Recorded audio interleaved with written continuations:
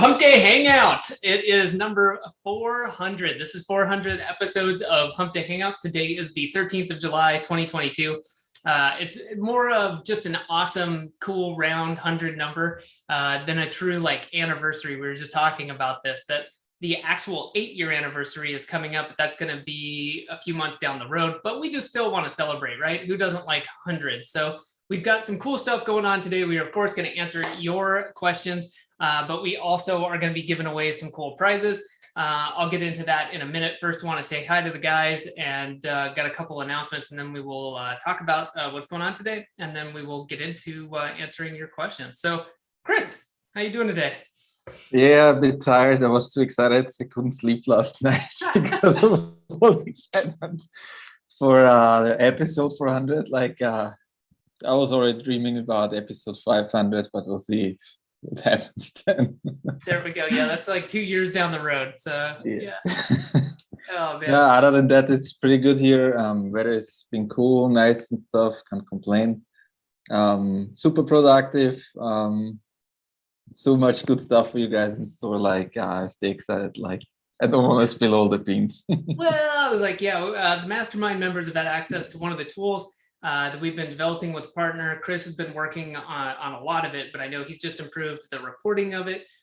So that stay tuned for more on that later. I won't say what it is or when it's coming out, but yeah, really excited about that. The reporting looks really good.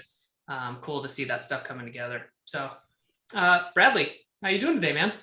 So, man, this is number 400. So Woo! Pretty excited about that. That's quite a milestone. It's like you said, it's not quite 8 years. 8 years is another 16 weeks away. Yeah. So it's not a true anniversary, but it's still a milestone nonetheless. So happy to be here. And I've got my "What's Your Position" POFU Live shirt on. You see it? Ooh, very nice. Very nice. I like the plain kind of black, just boom, Semantic Mastery. Although I like the one with the little hashtag POFU. Yeah. Yeah. This is a new one. So I think I like Chris's. I'm not sure that's a Semantic Mastery shirt though. Not yet, man. We're working on that with the other Chris. Oh man. Well, I wanted to mention what we're going to be doing today. We've got some fun stuff for people who are joining us live. I know not everyone can join us live, but we do like to hook people up who are able to join us live. So if you're watching the replay, put a reminder in your calendar for episode 500 for about 2 years from now, and make sure you show up live. But we got a few things we want to give away. Bradley has very generously, and Bradley, correct me if I'm wrong, but I believe you had said you would give a 30-minute consultation for free to the person that we choose that has the best question today, correct? Correct. All right, cool. So I'm not going to put a dollar value on that. Bradley's time is worth a ton of money. So if you're only concerned about that, it's worth a lot, but also just being able to pick his brain or maybe get help on your project would be really good. So Bradley will be selecting the best question, and then we will follow up with you and get you connected with Bradley. We're also going to be choosing some follow-up questions.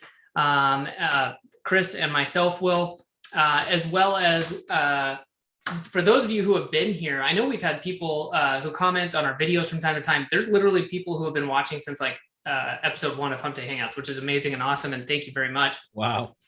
But there's people, maybe you came in the 200s, 300s, maybe, it was 2 or 4 weeks ago. But whatever it is, if you're watching, or even if you're watching the replay later, if you can just head over to semanticmastery.com/HDHO and let us know how Hump Day Hangouts has helped you. One, of course, we love to hear it. And we want to share with other people what they get out of this. Why do you, do we answer a question? Did we point you in the right direction? Do we recommend a tool that saved you time?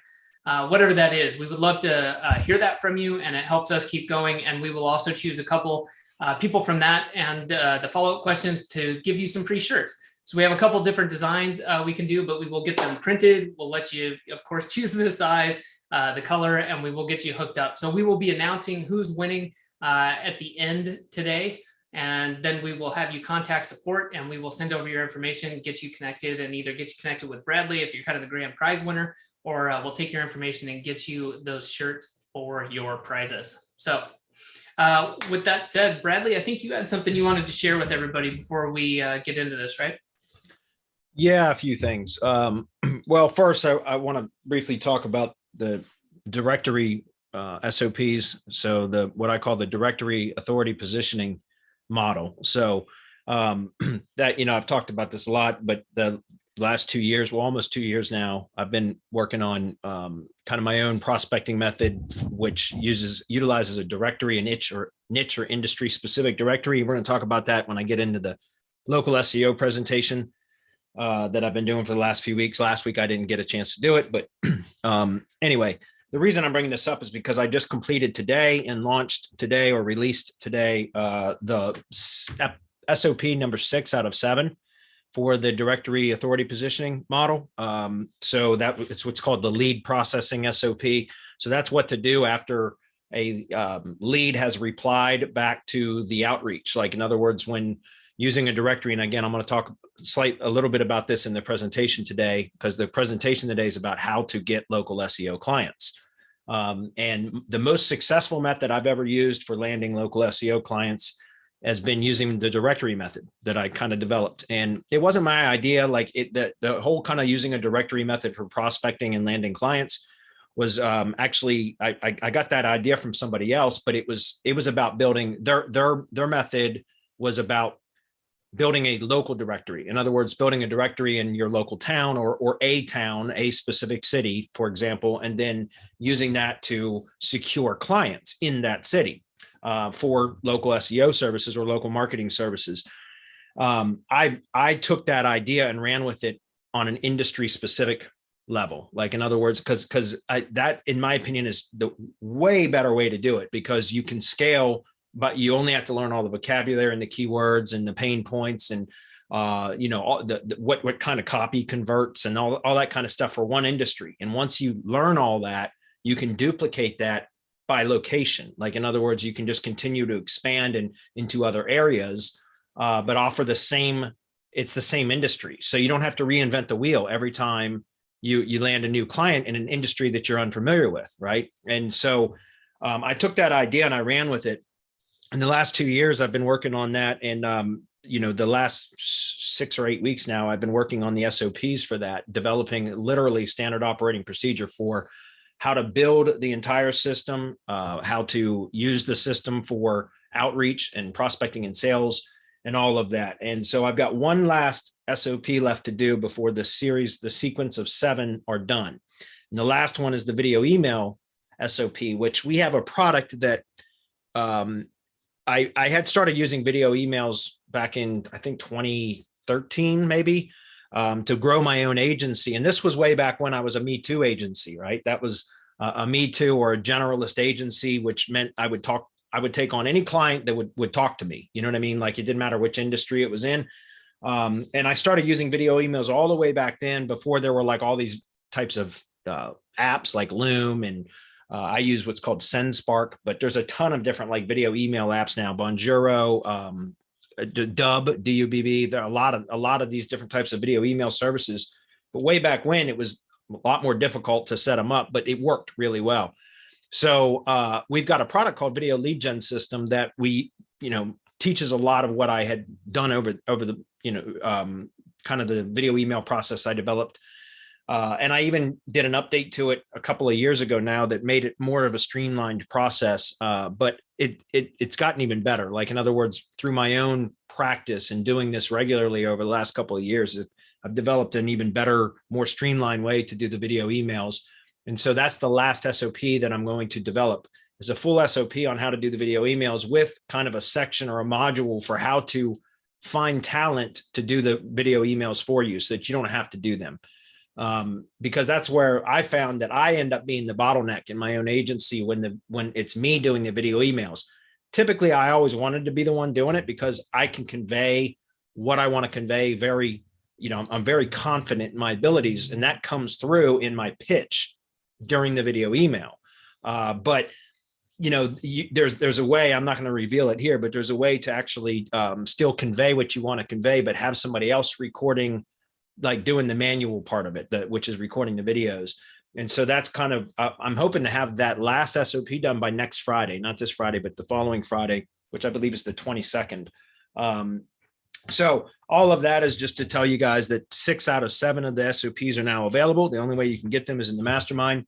So I'd encourage you guys to check it out if you're interested in that.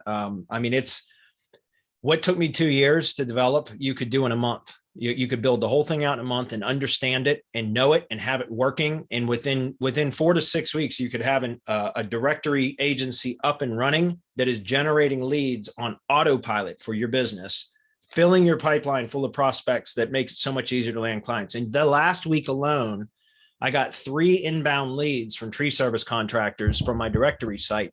This wasn't even from cold outreach. Like, this was not outbound marketing. It was inbound marketing. Like, in other words, it was tree contractors that found my directory site and registered their they submitted their listing for to be published on the directory site, and boom, they go right into my sales pipeline, my funnel, right?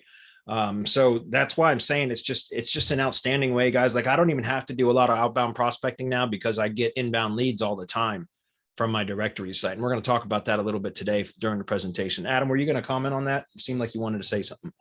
No, sir. Just busy scratching my beard and looking like I'm going to say something. Okay. Right on. So just wanted to encourage you guys to check it out. I put an enormous amount of work into that. And like I said, I got one more SOP to do, but that's, it's 2 years worth of effort and trial and error to kind of boil it down into its essence of what works. And that's what you can do. Like, instead of taking all the time that it took me to do it, you can do it in a month. And like I said, within about 6 weeks, you could have a total system up and running and generating leads on autopilot for your business, which is absolutely incredible. It's been transformative for my agency, and I can't say enough good things about it. So I'd encourage you guys to check it out. With that said, if you guys are ready, I can jump into it. Let's do it. All right. Well, let me grab the screen. I just want to very briefly show. Oops. Let me try it again. Here we go. It's like it's my first webinar. So here's a post in the Mastermind about that. So there's 6 out of, well, that didn't work. I thought I was zooming in, but it didn't work.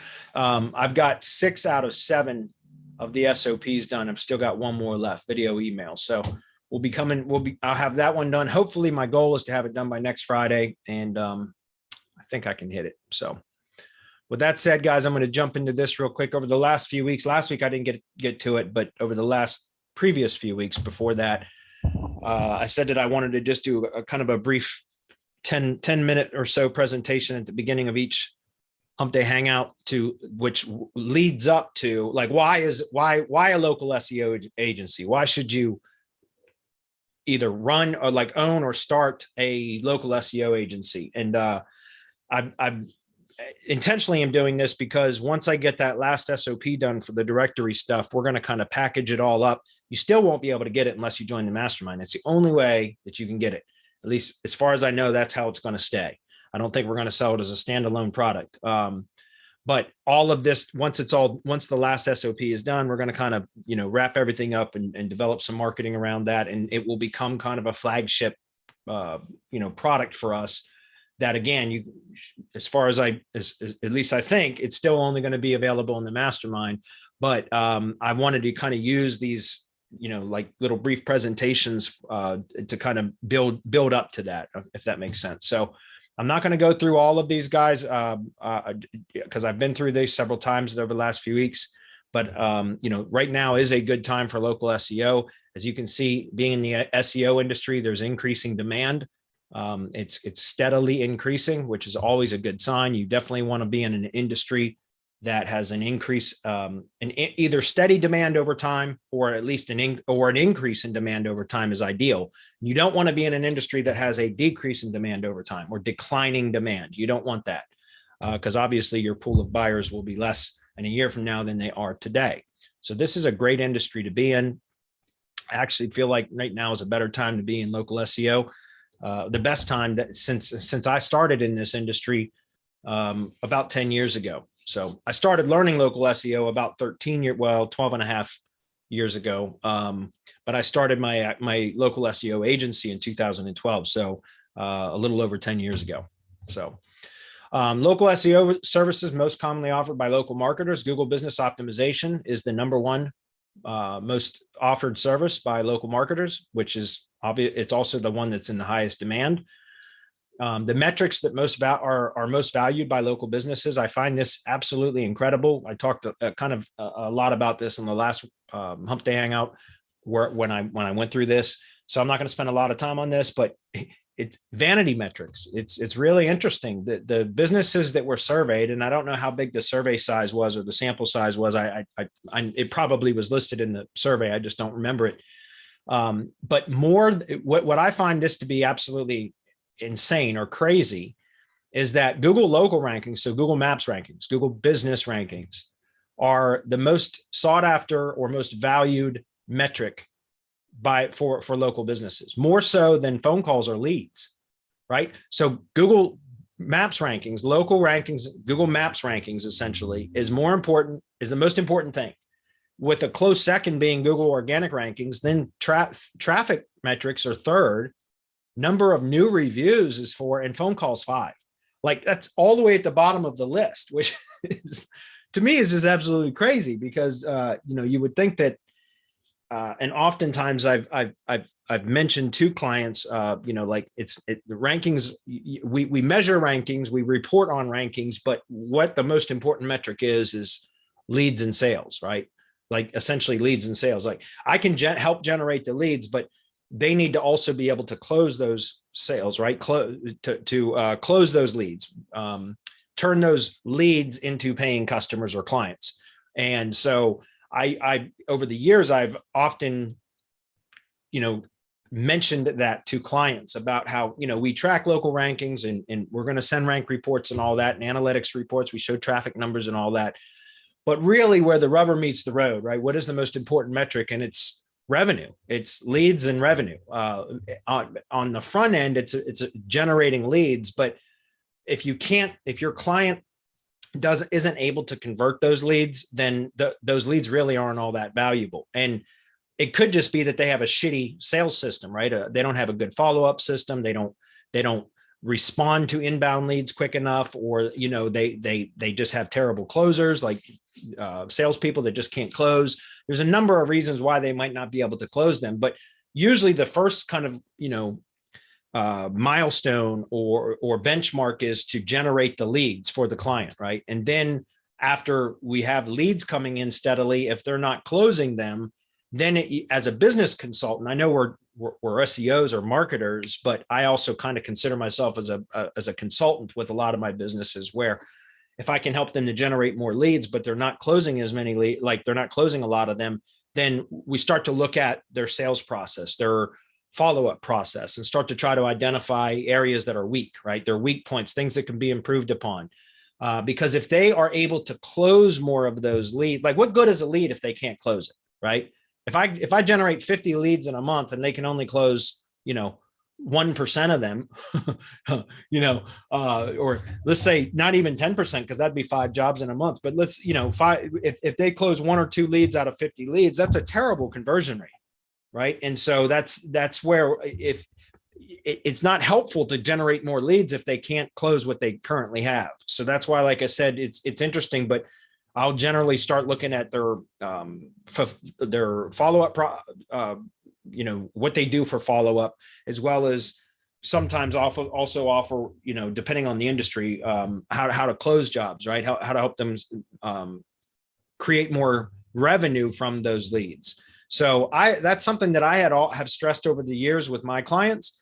But interestingly enough, from at least the people that they surveyed for this, which is a Bright Local survey, that phone calls, essentially leads, was way down at the bottom of the list, which I just find absolutely crazy. But that just goes to show you that a lot of times these companies, these small businesses, they just want, again, I think it's a vanity metric. They just want to be at the top, right? They just want to rank well.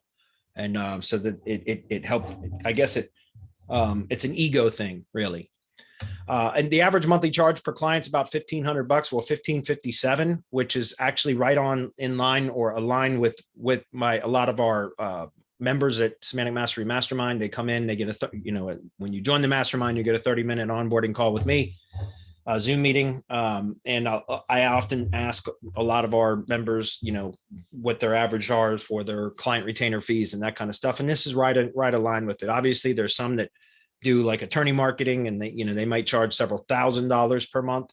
My own personal industry is, tree service contractors, and it's a bit on the lower end. My monthly retainer services for Google Business SEO alone, that does not include self-hosted website, is $850 a month.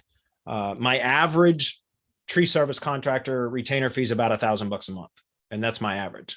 So again, I'm a little bit on the lower end, but that's because of the type of industry that I'm in. I work with a lot of smaller type of companies. It's generally one crew.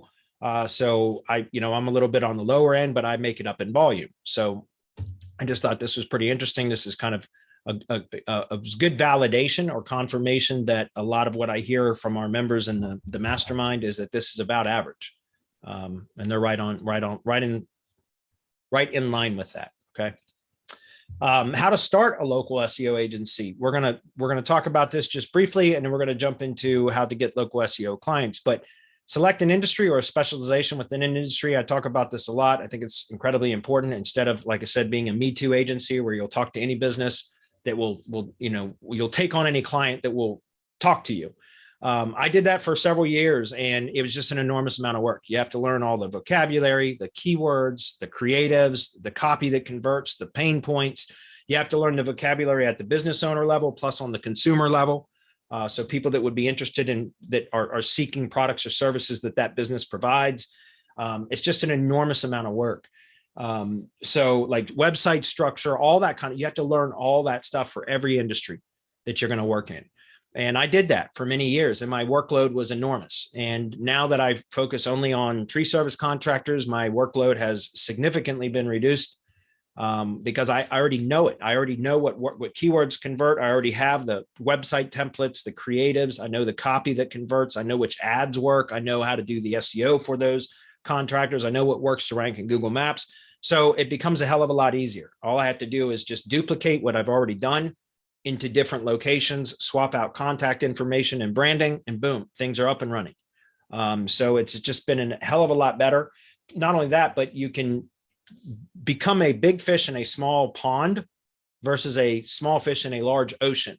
When you're a Me Too agency, a generalist agency, they're a dime a dozen.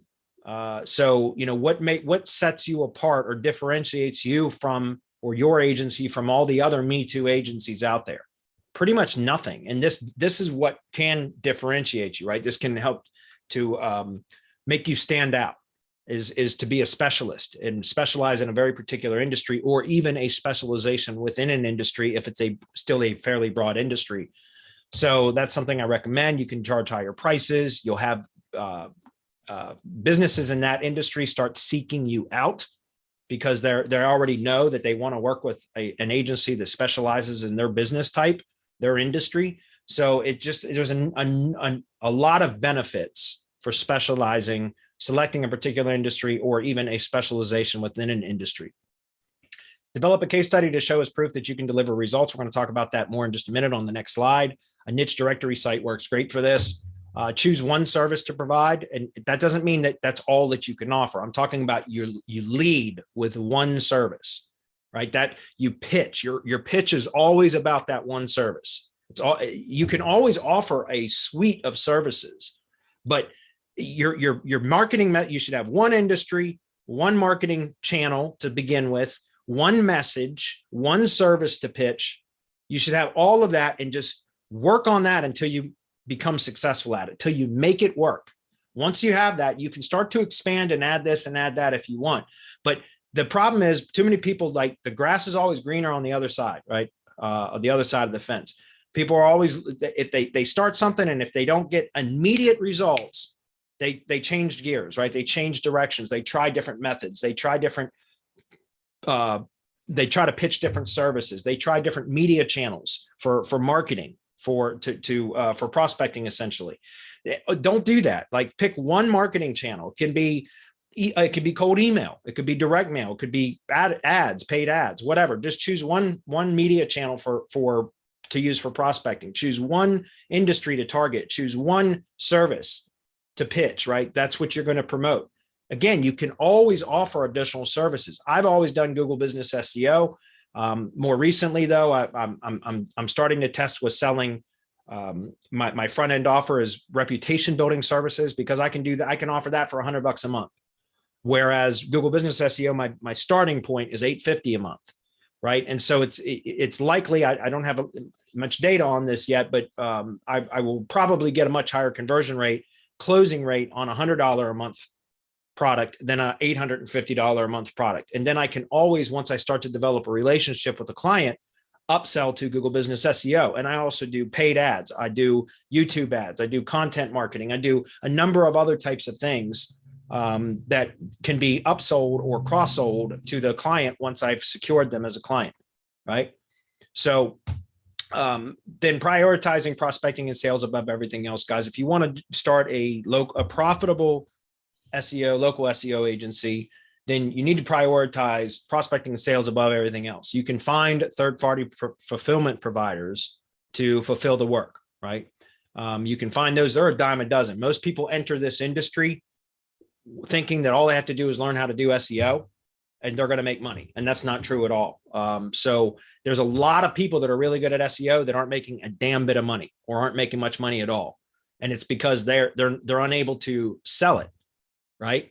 And so if you can focus on prospecting and sales and bring agency clients in, you can find third parties or hire people that have a lot of talent in SEO but can't sell to save their life. You know what I mean? So that's why I said, if you want to develop a profitable agency, learn prospecting and sales. You can, the fulfillment can be handled. And if you charge a good enough price on your monthly retainer, you can find white label fulfillment providers and still have a sizable markup so that you can be profitable right out of the gate. You can always bring in SEO talent in-house if you want at a later time, or develop it yourself.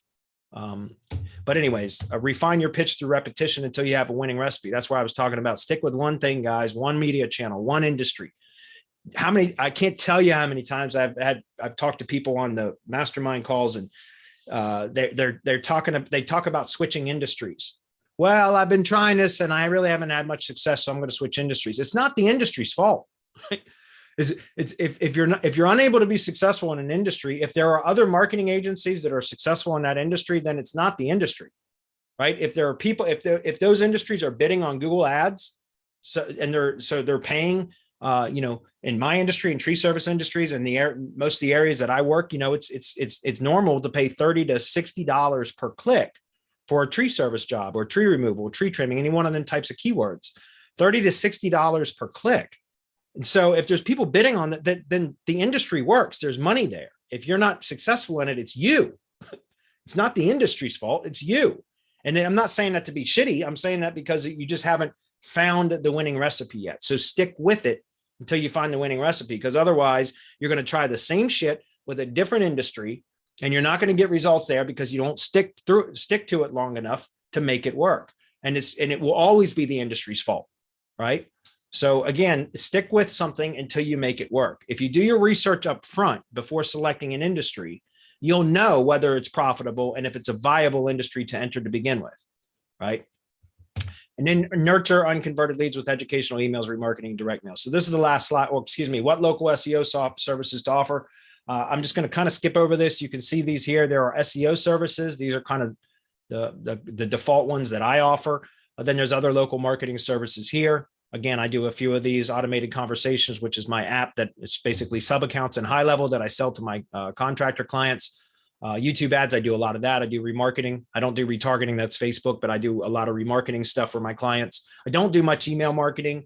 I have managed some direct mail for some of my clients in the past, but I do like to use direct mail for my own prospecting.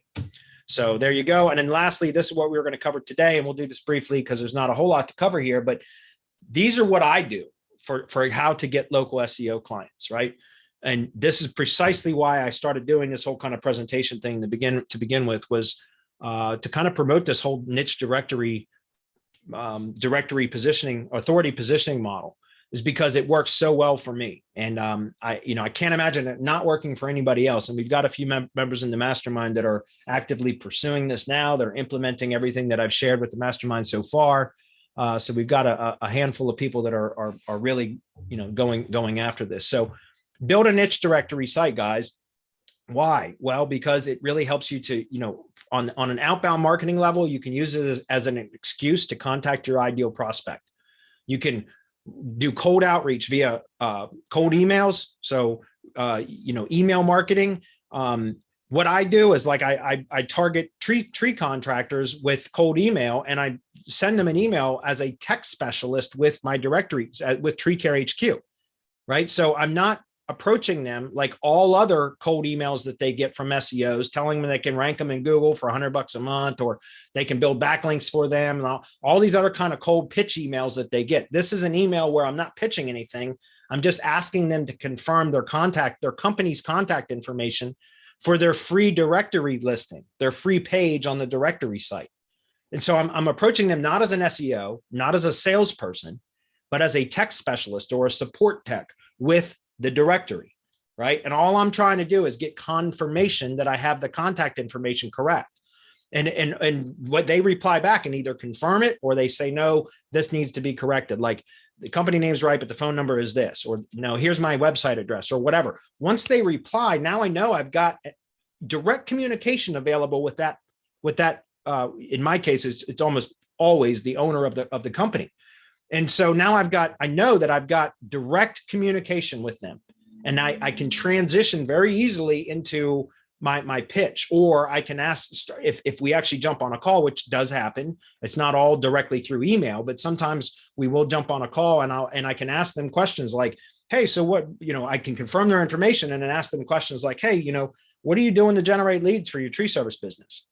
Right. And just start asking questions, and it transitions very seamlessly into a pitch for my services and it doesn't raise any red flags. But if you do the video email method, which is what I typically do, I'm able to convey my pitch and show proof that I know what I'm doing and that I've been able to achieve results for other tree contractors in other areas. And I can send that all to them in a video email. So there's no objections. I don't have to field any objections, right? They can watch it when it's convenient for them, instead of me interrupting them in the middle of their busy workday and trying to get my pitch in. I can send them a video email and they can watch it in the evening, right? When they're done with work. So I can convey everything that I want to convey, including proof, case studies, everything else, all in a video email. So that's why I said cold email is a great outreach method, very scalable as well. You can do direct mail. You can do social media outreach. So contacting them on Facebook or LinkedIn or wherever they are. In my case, very few tree contractors are on LinkedIn, but almost all of them are on Facebook. So Facebook is a very good place for me to contact via social media outreach. More recently, I've been generating a lot of leads from my directory site because it's ranked #1 for tree service directory, tree company directory, a number of terms like that. And I get inbound leads where people, in the last week alone, I've gotten 3 inbound leads with tree contractors. And I almost every week I get 2 a week of tree contractors submitting their listings to the Tree Care HQ directory, right? And so again, they go immediately into my pipeline. I know that because they have to register and confirm their email before they can submit their listing. So I know I have a direct access to them via email. Does that make sense? So it's a great way to do it, because now you have prospects reaching out to you. It's inbound marketing. And that's a much better way to do it, because the whole psychology and dynamic changes when it's somebody seeking you versus you pushing on, right? It's pull marketing versus push marketing, right? Pull marketing is where you attract them to you. Push marketing is where you're pushing your message out to them, okay? Join industry associations, clubs, etc. Like, for example, I joined the TCIA, which is the Tree Care Industry Association. So that gives you kind of some status, as well as, it gives you access to member benefits. Yep, I had to pay $600 or whatever for annual membership, but it's worth it because it gives me, some credibility, and it gives me access to other members in the TCIA, that kind of stuff. You can attend industry events and/or trade shows to find prospects in your industry. You can ask existing clients for referrals. If you have any existing clients in your chosen industry, you can ask them for referrals. They oftentimes are members of these trade associations. And they know others, colleagues that are also in that same industry that may be in other areas, so they're not truly competitors. Ask them for referrals. It's a great way. I occasionally get referrals from tree contractors because their brother or their cousin or whatever, the friend that they went to high school with or whatever also does tree work, and so I'll get referrals that way. Create a case study showing results and drive traffic to it. I do that in the video emails anyways, but you can create a case study and drive traffic to like a landing page that is just a case study that's very specific to an industry in my case, tree contractors, and you can send traffic to it via YouTube ads, which is, I love using YouTube ads for that. Facebook ads, I don't do Facebook ads, but that's a good source for driving traffic to a case study. LinkedIn, for some industries, that's a great, you can do paid ads in LinkedIn. Again, my industry, tree contractors aren't very active on LinkedIn, so it's not, but some of you that may be. Email and direct mail, like I said, those are also great ways to drive traffic to a case study page where, you know, you can show results and video and a contact widget where people can schedule, like on your calendar, a call or whatever. Social outreach, again, same thing. You can reach out to on LinkedIn, Facebook, whatever, to your target prospects and drive and just say, hey, look, I just want to show you, if you have a few minutes, check this out. It's a case study on type of, you know, some awesome results that I was able to get for a tree service contractor. Just check it out. You know, you're not really selling anything at that point. You're just kind of like pitching like, hey, go check this out. It's really cool. I think you'll be amazed at how easy this is, or something like that. You know what I mean? And again, those are all great ways to generate traffic. So that was it for today. I know that went a little bit longer, guys, but I wanted to, you know, take a few minutes to go through this. I'm getting really excited because we're getting so close to the end of the SOP generation for all this. And I really can't wait to launch this to everybody because it's been so successful for me. So nice. Well, good stuff, Bradley. And I just wanted to hop in because I know we're about to go back to questions and get those answered. But I wanted to remind people, if you weren't here at the very beginning, since today's episode 400, we're going to be doing a nice giveaway at the end of Hump Day Hangouts. Bradley's going to choose his best question, or what he thinks is the best question. That person's going to win a 30-minute personal consult with Bradley himself. We're also going to pick a couple winners, both from kind of runner-up questions, if you will. Not that they're not as good, but a couple questions that are going to get free Semantic Mastery t-shirts. And then we've already got a post on here that was really nice. Just if you want to share, you know, have you gotten anything out of Hump Day Hangouts? Did we point you in the right direction? Did we answer a question? Did we help you, you know, with either consulting, finding clients, whatever it might be? Let us know. One, we love to hear it. Two, we'd love to share it with people and get more people aware of, you know, what they can get out of Hump Day Hangouts. So we'll be choosing the winners towards the end, and we'll hook you up with support so we can get you taken care of. But yeah, now's the time. If you got questions or something to share, do that before the end here and the next probably 15, 20 minutes, and we'll settle up at the end here and let everybody know who the winners are. right on. Well, we don't have a whole lot of questions, so I'm kind of glad I had that presentation. Yeah. We'll start with Happy Local. Been running a small digital agency in Australia for a while and looking for ecom brands to offer SEO for. Thinking of making some pages for the USA. How would you, I guess, go about this for GMB and citations? Anyway, I can hide a number and just have a booking link. I will be based in Australia, so I won't have a physical US presence. Okay. So good luck trying, and I'm not saying this to be a smart ass, good luck trying to secure Google business locations if you don't have an actual physical business in the United States. It's very difficult to verify Google business listings right now because in the US, almost all industries or many industries have gone to video verification, which Google requires video verification of your place of business. And so it's almost completely killed the ability to generate lead generation assets or Google business assets that aren't associated or tied to a real physical location where a real business resides. Okay. It's damn near impossible. Interestingly enough, one of my oldest tree service lead generation brand that I created, I just had in the last 2 days, I had 4 of those locations suspended, and some of these locations were 8 years old, and I didn't do a damn thing to them, but I had 4 of them suspended, and it just sucks because these are some of my oldest, most authoritative Google business assets that I've had for, like I said, a couple of between 6 and 8 years. The 4 that got suspended were between 6 and 8 years old, and there's nothing I can do about it.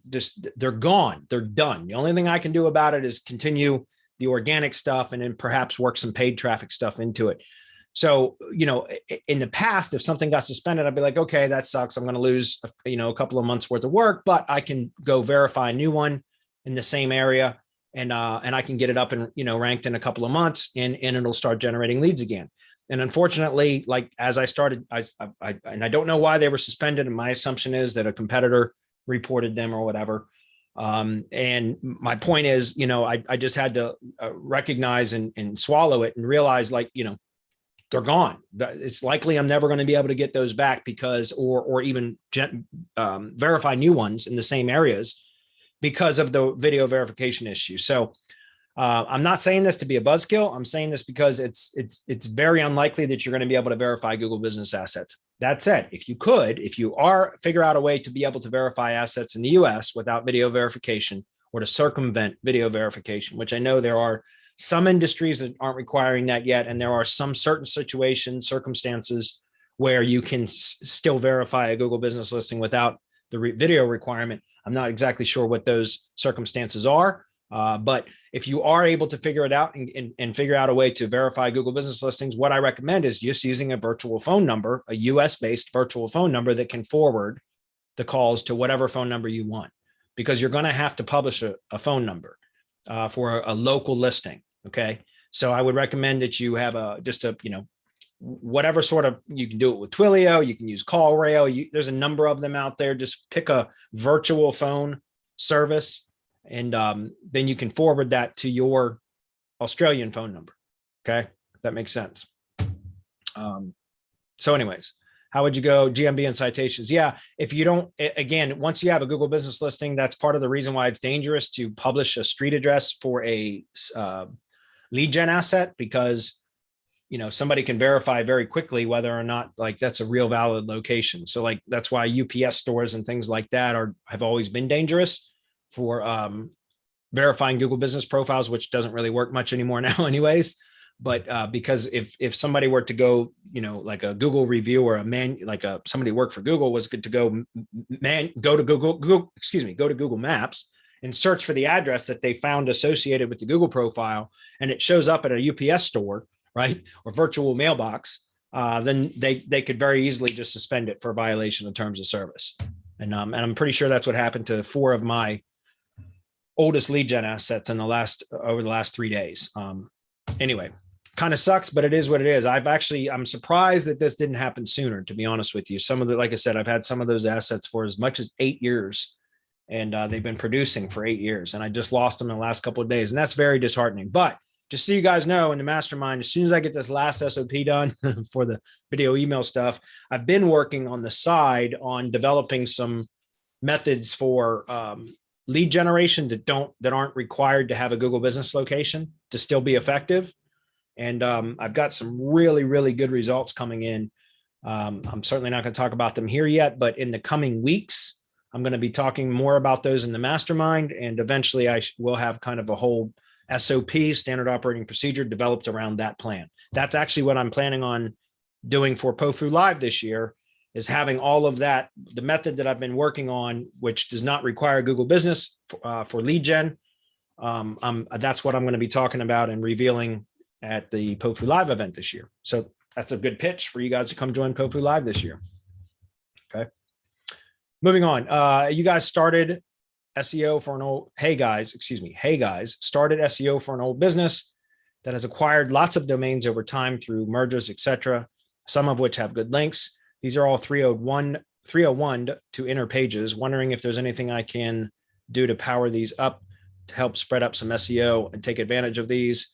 If so, how would you approach this and what links? Well, personally, I don't like 301ing to the money site. You can do it occasionally, but I don't like a lot of those because it raises a red flag. What I like to do is take those domains and build out a site on those domains that have value, that are, relevant, that have good metrics. The only metrics I really care about are Majestic's metrics, trust flow, and not even really trust flow. It's topical trust flow that matters to me, because that's an indication of topical relevance. And so what I like to do is build those domains out. And then, with even a single page HTML sites are perfect for that. Like that, it works great, but I like to do that. And then you can always use those domains that you've built out for additional target URLs, and they act as buffers. So you can so in other words, take one of those domains that you have 301 to a inner page of the site and build it out. Remove the 301, build it out either a WordPress site or an HTML site, whatever. I like to do HTML because it's no maintenance. WordPress, you have to maintain them. You have to update them like many times per week. It's a bit of a nightmare or a nuisance. So you can build that out, and now you can link to your money site page from that site that you built out, and now that site can become a URL or a target URL for other link building. So you keep your money site clean, right, with one link from a relevant rebuilt domain that's linking to that page, but now you can use that rebuilt domain as your target URL for external link building, right? So you can be a lot more aggressive with that because it's buffered through that domain that you built out instead of a 301. That's how I prefer to do it. If I'm going to do 301 redirects, it will only be to buffer pages. And cloud pages, by the way, are great for that, like Cloud Stacks and Cloud Stack pages, that kind of stuff. Those are great for that because they have high traditional metrics, which would be like UR and DR, right? So URL rating, domain rating, those are Ahref metrics or Moz metrics. Traditional metrics is what I call those. And so those can become, they can take a lot of abuse. So those are really good to, if you're going to do a bunch of 301 redirects from expired domains, I always recommend buffering those. Cloud Page is a good target to point 301 redirects to, but not the money site. I don't recommend doing a lot of that. You can do them occasionally, but not many because it raises a red flag. So that's what I would do, is build them out. Next one. Hey guys, you mentioned Blogger being a good tier 1 target. My client has a Google Blogspot with a link to his location landing page that was made last year, but when I check Majestic, it doesn't show up in backlinks. Is this normal? Yeah, because what is the Blogger can be a really good tier 1 site if it's powered up.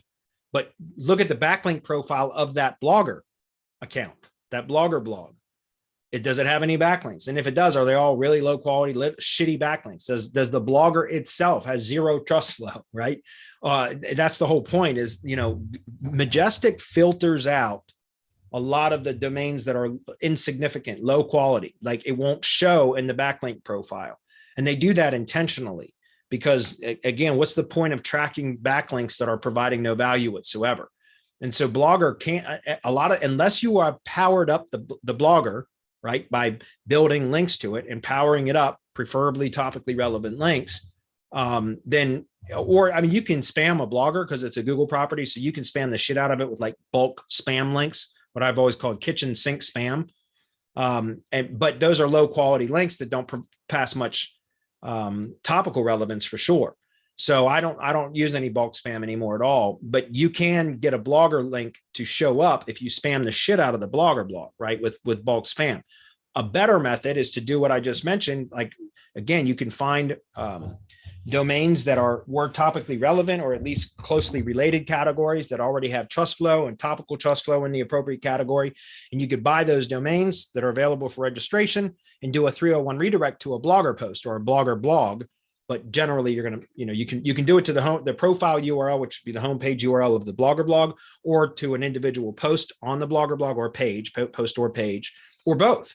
And that becomes, again, you can do 301 redirects direct to a Blogger and use the Blogger as the tier 1 link to the money site.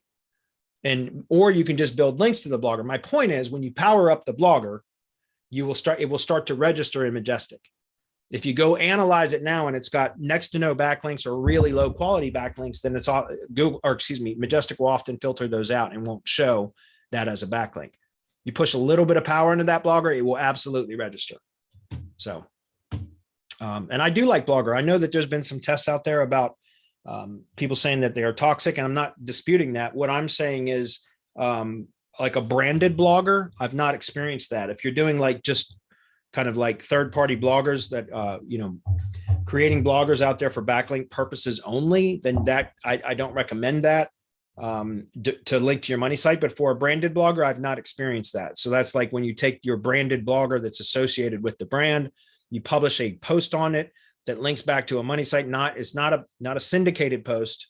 I'm not talking about republishing a post from your money site onto Blogger like what we would do with IFTTT networks or anything like that. It's not what I'm talking about. I'm talking about publishing unique content on the Blogger, the branded Blogger blog that links back to the money site, and then using that Blogger blog post as a tier 1 link building target.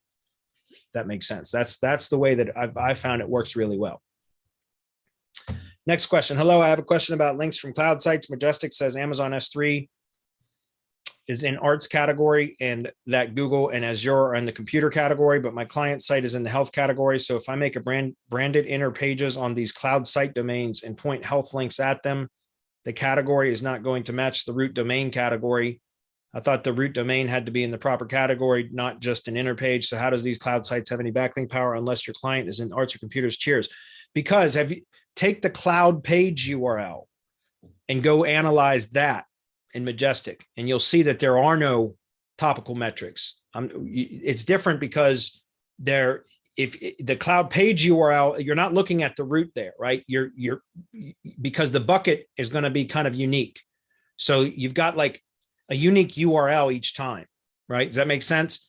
So if you look at the domain itself, it's not the same as like building a page on a domain, like so what I'm saying is if you get a guest post on somebody sells you a guest post for $300 and they're selling it to you based on UR and DR metrics or PA and DA metrics or traffic metrics or a combination of those, some combination of those, then you're usually going to get a link that is on the page level is relevant. It's relevant at the page level because the content is going to be relevant to what its intended target is. But oftentimes, most of the time, the topical category of the root domain itself, the source domain, is going to be not related, not relevant. So you'll get page level relevance, but not source domain level relevance, right? And that's because you're not looking at like with the cloud pages. If you go to Microsoft or whatever we'll go to S3, the Amazon AWS.com domain, that's going to have a topical metric, right, of some sort. But that's not what you're not building on that. You're building on the cloud hosted pages. They're going to be in a bucket URL, which is with a different subdomain and all that. And if you look at that URL, you'll see there's zero trust flow, zero citation flow metrics. And if there's zero trust flow, there cannot have a topical trust flow categorization. You have to have at least a trust flow value of 1 to have a topical trust flow value assigned, period. Okay, does that make sense? So you want to take whatever bucket URL that you create for your cloud page, plug that into Majestic, and you'll see it has zero trust flow metrics, zero citation flow metrics. It's zero across the board. It has UR and DR, it has PA and DA right out of the box, but it has no trust flow metrics and no citation flow metrics. So it's a clean slate.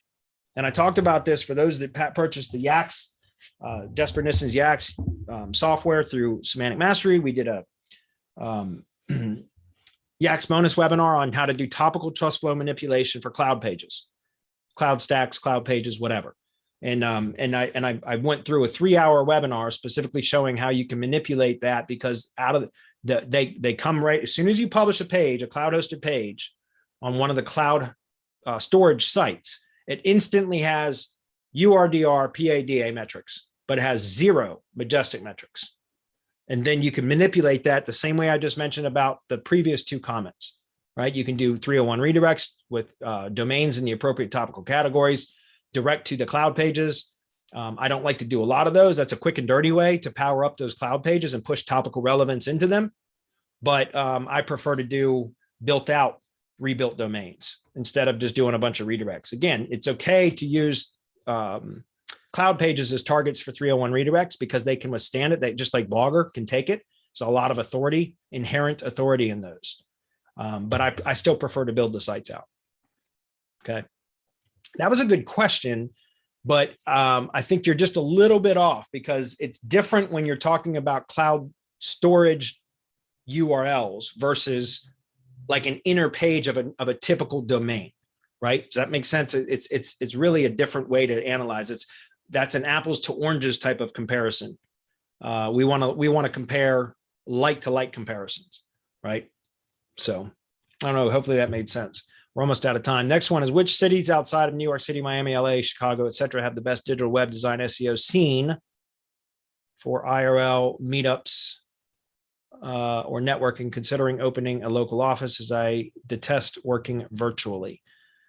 Which cities outside of New York City, Miami, so the big ones, have the best digital web design SEO scene for networking? I couldn't tell you. because I live in a very small rural town called Culpeper, Virginia.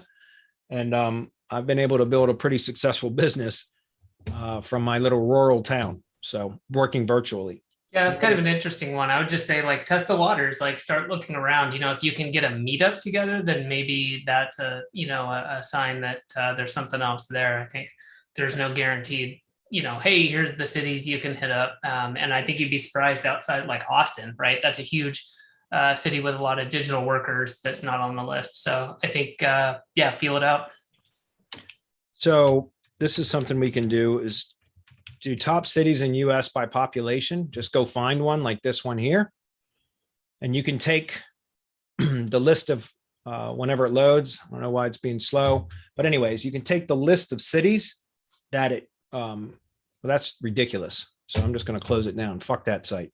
Anyways, take whatever list you can find of the top cities by population in the US and then plug it up, use a line combination generator or an Excel file or something like that to do SEO company or SEO agency or just SEO plus city, right? And build a big list and go to Google Ads keyword planner and plug it in and look at search volumes.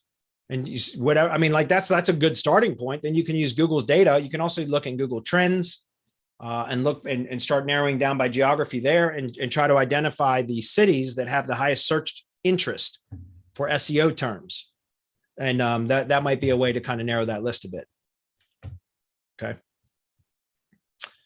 And that's interestingly enough, I was just doing that earlier for tree service keywords in the state of Virginia. I was just appending all the top cities in Virginia, and with any cities above the population of 20,000, I just generated a big list and then appended or prepended tree service, tree removal, those types of keywords in front of those cities, and then plugged them into the Google Ads keyword planner and then sorted by search volume, monthly search volume. And I was able to identify the cities in Virginia that have this highest search interest for tree service keywords, right? And that's because of some of the testing I'm doing for lead generation that doesn't require Google business listings.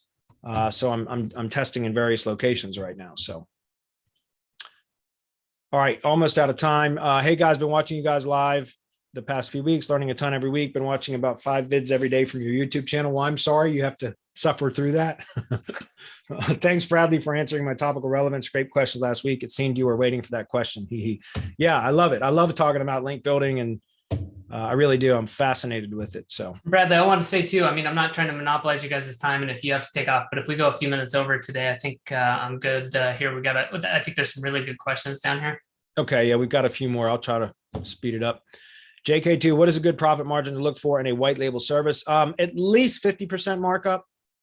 If you can, it's certainly 100% markup. So double it, whatever they're charging, double it, but at least 50% markup is I think fairly good. Like charging, I'm sorry, were you going to say something, Adam? Yeah, I'm just going to follow on. I've got a note, I think, after you say your piece. Yeah, I mean, it depends on what the market will bear.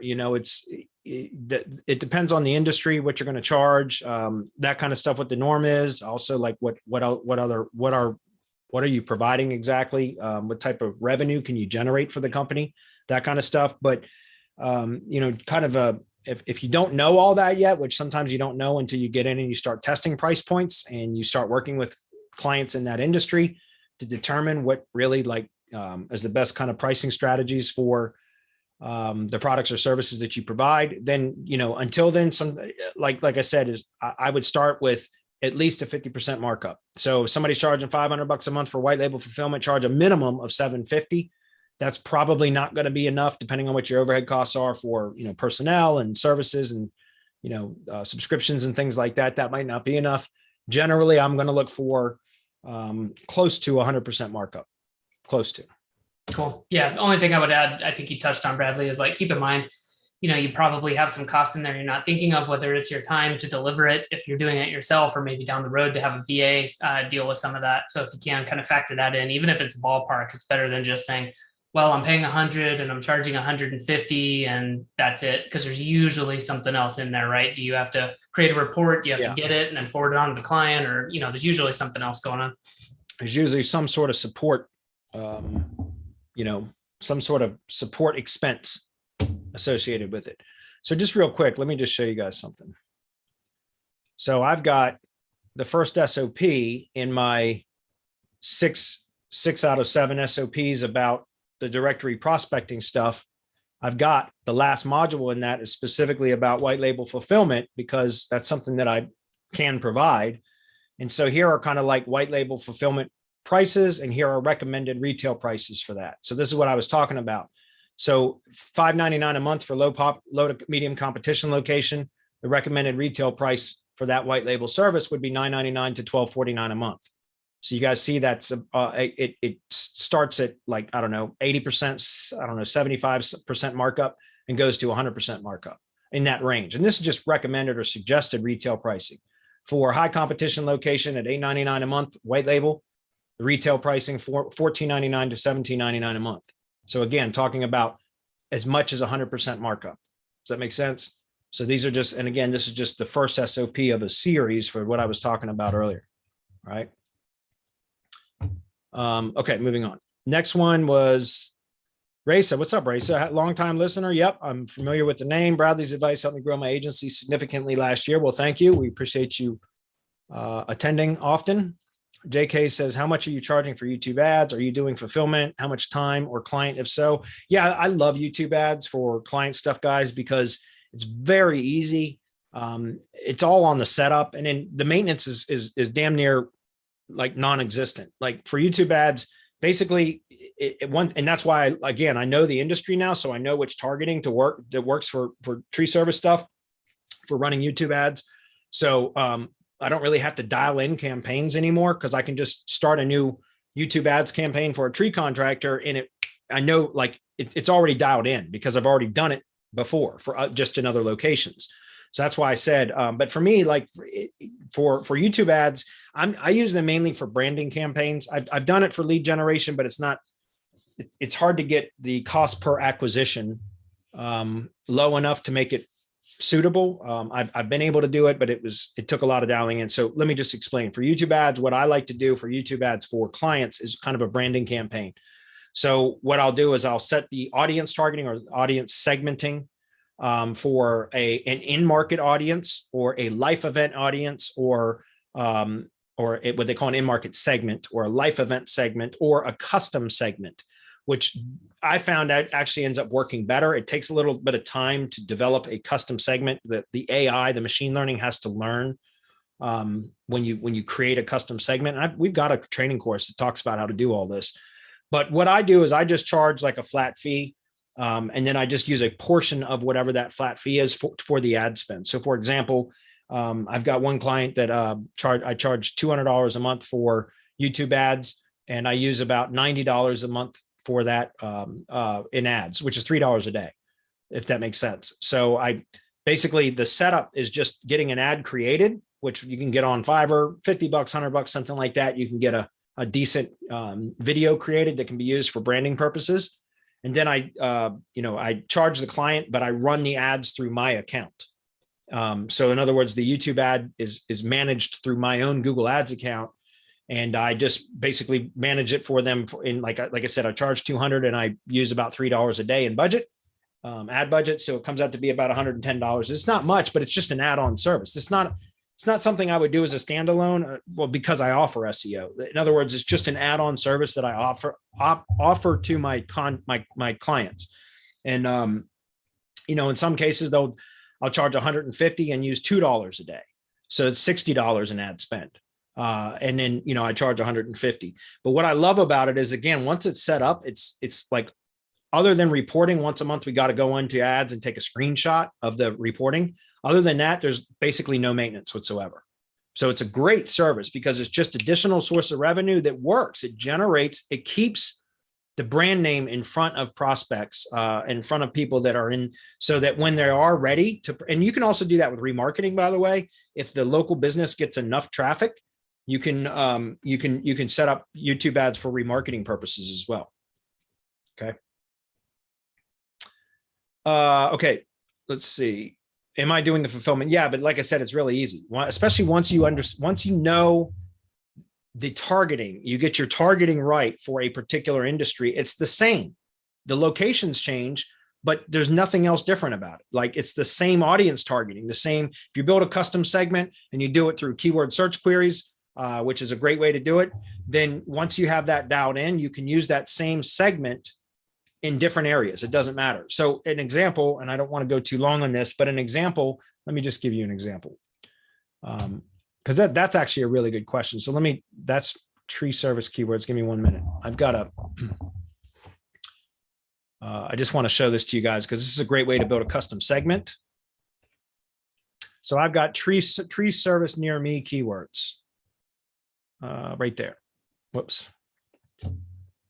Okay, so these are the tree service near me keywords. So these are great for building a custom segment for local YouTube ads for a tree service contractor. When I say custom segment, I mean, all I do is when I go to set, and I don't have to do this anymore because the custom segment's already built in my Google Ads account. So I just select that segment whenever I set up a new YouTube ads campaign. But a great way to do it, guys, is just go get all the near me keywords for the product or service that the local business that you're providing the services to offers.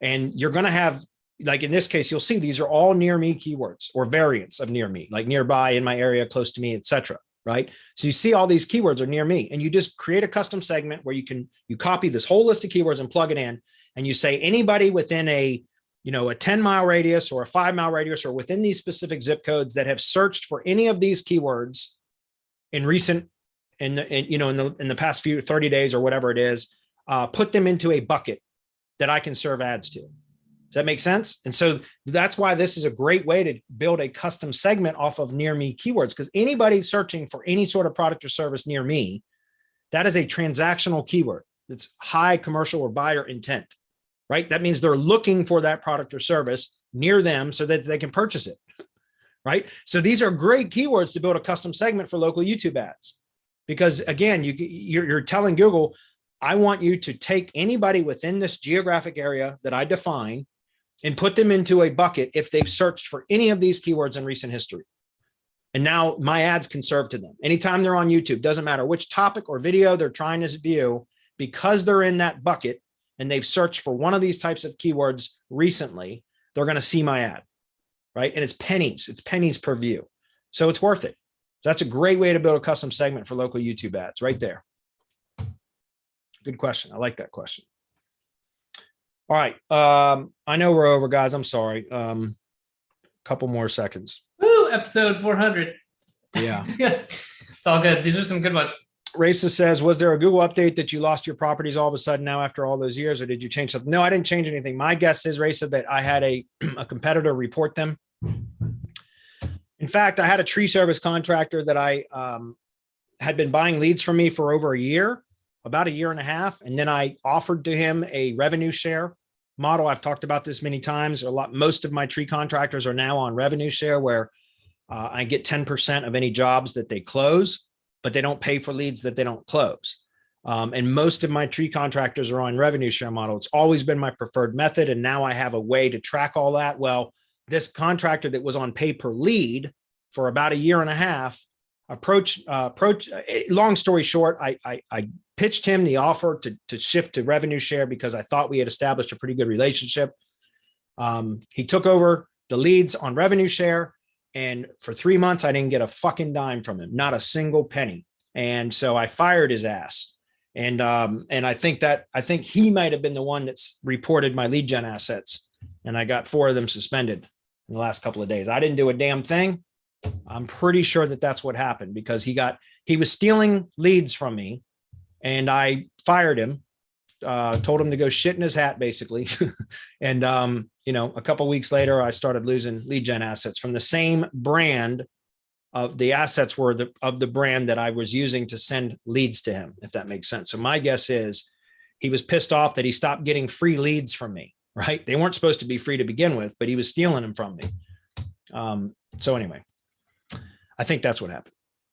Next one, not SEO related, just a personal question. You are running your agency for 10.5 years. How SEO still excites you? Yeah, it does. Because if you take out the mastermind mingling with your students and co-founder part, the SEO is very, very lonely journey, at least how I experienced it. That maybe so. I don't know. I'm kind of a data nerd. I never thought I was until I got into SEO, but I like the cat and mouse, the competition. I like trying to figure out ways to manipulate Google search results. Like that kind of is exciting to me. I'm kind of a nerd about that. And it's exciting. It's exciting to do something and watch how it shifts the SERPs, the search engine results pages, and then to be able to monetize it. Like the SEO part of it in itself is still fascinating to me, but being able to make money from it is what really excites me. If that makes sense. Were you going to comment on that, Adam? Yeah, I was just going to say too, I get it too. It can be lonely. It's totally person to person. But part of it, I think, depending on how you feel about it, is again, kind of that meetup idea is like, yeah, find other people, join a mastermind. If you want to join our mastermind, that's great. If you want to find a local one, that's great. But I think that's part of it too. And that can really help you, keep your head in the game and not get too far, and into your own mind. It's always good, I think, to touch base with people. Yeah. Okay. Sorry about the time, guys. Have you set up an ad campaign for the directory site to try and increase inbound leads? Yeah, well, I was running remarketing ads, but then I switched the theme over from the theme that I had for a long time to Geo Directory, which I just completed that maybe a week and a half ago. So when I was switching the theme, converting the theme from the theme that I had on it for, about 2 years until now, I turned the remarketing ads off because I'd actually disabled the ability for users to submit their own listings while I was going through that transition. So, but you can see it real quick, just because right there is my site. And if we open it up, you'll see the theme has changed. If you had seen this before, now users can add their own listing. I just turned that back on, I think Friday last week. And like I said, I've had 3 submissions since, well, it might've been earlier in the week last week, but I turned on the ability to add for a user to be able to submit their own listing sometime last week. And I got 3 listings. One of them still in pending approval stage, but these 2 are 2 that were just submitted last week. And then I had another one that was submitted this morning, actually, that has not been approved yet. So once it's approved, then it will be on here as well. But so yeah, I will restart my remarketing ads, but I've not done cold ads to it. I haven't needed to because I get, like I said, organic leads. But remarketing ads, yes, because then those are people that visit the thing is the directory also gets visited by consumers, like people looking for tree service contractors. And I don't necessarily want to remarket to them for tree, like, you know what I mean? My remarketing ads are for tree contractors to help to push them to register onto the directory. So it's a little bit different. There are ways to do that. Like you can have like remarketing tag or pixel on like the ad company page, for example. So anybody that clicks that link will get cookied so that they go on. Now that's much more likely to be a tree contractor than just anybody that visits the tree care directory site. Does that make sense? So there's kind of some ways you got to segment your list, your remarketing list. And that's one way that it could be done, is just anybody that clicks this link gets put onto a remarketing list, because they're, a consumer is likely not going to be adding a company. Only a tree contractor would, or a marketing professional that is working for, that manages tree contractors. Does that make sense? I have a few sites that rank in the top spots in my area for mold removal. What do you tell clients when they insist to do SEO on their website and don't want to pay a monthly subscription to my sites that are already ranking because they do not own them? Well, have you considered doing an overlay? There are those like overlay plugins, and there's some scripts that you can create where you can literally plant your client site on top of your site. So it's your site with all the SEO work underlying it, but their site displays on top. There are plugins that do that. That you can also, there are some scripts that can do that. That might be something that you consider, would be to have, so that it's your site that ranks, but when somebody clicks on that site, it displays their site. You can do that. You got to be careful sometimes with that, but you can do that. That might be something else. And if somebody says, what do you tell clients when they insist to do SEO on their website? Well, I charge a higher price for that because you're building their assets instead of your own. Like I can offer a better price on a rank and rent or on not a pay per lead. That's different. Like pay per lead is different. But if you're going to do like a rank and rent with your own assets, then I can charge a lower price because it's my asset. I'm going to maintain control. If they decide they don't want to continue paying for it anymore, it's fine. I can rent it out to somebody else. So I charge less on rank and rent than I would on if I'm building their assets, I'm going to charge a higher price. Does that make sense? And then also there's a lot of things that I talk about, like building buffer sites that you maintain control of. So, and then building all of your links to those buffer sites. That way, if they decide they want to stop paying, you can repurpose those buffer sites for other projects, their competitors, essentially, that you can go sell that to somebody else in the same area, a different company in the same area. And you can just point all of those sites that you maintain control of to their site as opposed to the client that stopped paying you. So it makes sense. There's a number of things you can do to kind of maintain a lot of the work that you do. Again, that's another reason why having a directory site is such a great idea, guys, because this can become a primary tier 1 asset that you do all your link building to your directory site, to the company page for your client on the directory site. And then if the client decides they want to stop paying you, you just take their links off that page, you know what I mean? Or set it to no follow. Your site will still benefit, your directory site will still benefit from the inbound links, but they won't. Does that make sense? All right. Jesus, they keep coming. Oh, we're almost done. Okay. Hi, Bradley. What platform do you use for creating the directory site? If it's WordPress, what plugin do you use? Yeah, I talked about that. smshort.link/geo directory. I think I could post that, but it's called Geo Directory. Yeah, I'll grab the link. That's what I'm using now. And I just switched to that. Like I said, within the last 2.5 weeks or so, I switched my site over to that because it's a lot more stable. It's been around for years. Their support is really good. The other theme that I was using, it just had a number of problems over the 1.5 years that I had it. It was a real nightmare dealing with. It was a great looking theme, but I switched to Geo Directory because it's stable. The support's there. That's why. Do you think it's possible to build a business on inbound leads only and focus on closing, upselling, and long-term retention of clients? Yeah, I mean, it can be. Yeah, I mean, inbound leads are the best leads. It's way better than outbound leads. Inbound leads are people that are seeking you, right? Big difference. Psychology changes entirely. When they come to you, they've already determined that they have a need. They're seeking a solution, and they think you might be a good fit for them. That's completely different than outbound marketing, where a lot of the times they're not even aware that they have a problem. They don't know that they need services.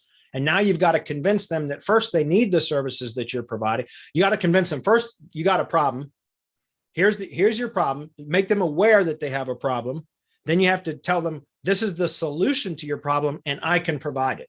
So outbound prospecting is not is not my preferred method. Inbound leads are always my preferred method for prospecting and for sales calls. I'd much rather it be an inbound lead than an outbound appointment that was scheduled. It tends to be a lot easier of a sale. So I always recommend, but you got to start somewhere, and starting with outbound is how you start to get traction, right? Once you have enough traction, then the inbound leads can take over, and you can even stop outbound prospecting entirely once you reach a certain point. Question: should each branded affiliate monetized website have a unique legal business name, completely unique mailing address, and unique phone number to build more trust with Google for search, and have citations built for each?